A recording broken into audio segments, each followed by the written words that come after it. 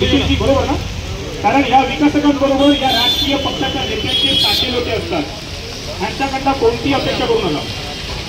कारण आज संस्कृती होती म्हणजे आपल्या घरातला गोष्ट, माझी आई असेल, माझी बहीण असेल, माझे वडील असतील, माझा भाऊ असेल, या घटना थांबल्याच पाहिजेत.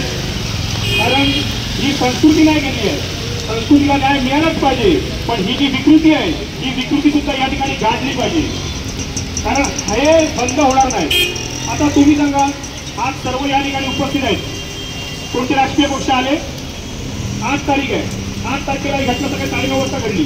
आज तारीख आहे 24 तारीख.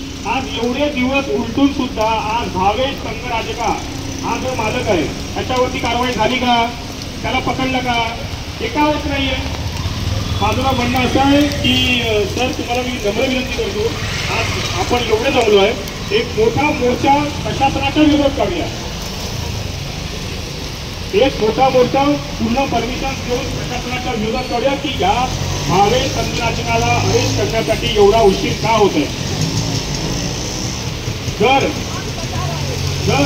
माझं एकच म्हणणं आहे, भावेश संघराजकाच्या मागे जी काय राजकीय अदृश्य शक्ती असेल ती पहिली पकडली पाहिजे. आणि यासाठी सर्व जोगेश्वरीकरांनी एक झालं पाहिजे. त्यामध्ये सर्व राजकीय पक्षाचे पदाधिकारी असतील, कार्यकर्ते असतील, महिला पुरुष गोविंदा पक्ष असतील, मंडळ असतील, प्रतिष्ठान असतील, सर्वांना आपण आवाहन केलं पाहिजे. हे माझं कर्तव्य कसं आहे किंवा सर्वांचंच तेवढं कर्तव्य आहे. सर्वांनी एक झालं पाहिजे.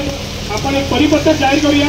नितीनजी, एक परिपत्रक जाहीर करूया. कारण आता मी बघतोय ना, फक्त या ठिकाणी फक्त तरुण पिढीच दिसते, पक्षाचे फक्त युवक पदाधिकारी दिसत आहेत.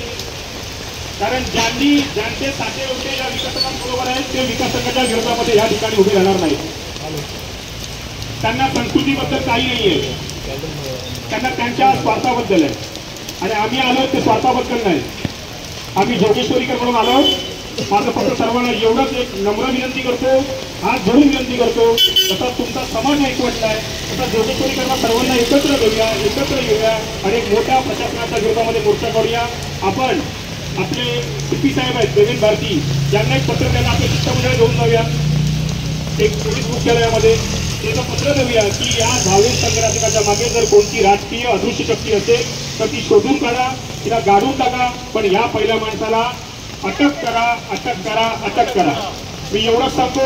सर्वांनी एकत्र होऊया, संस्कृतीला न्याय देऊया. धन्यवाद. जय हिंद, जय महाराष्ट्र.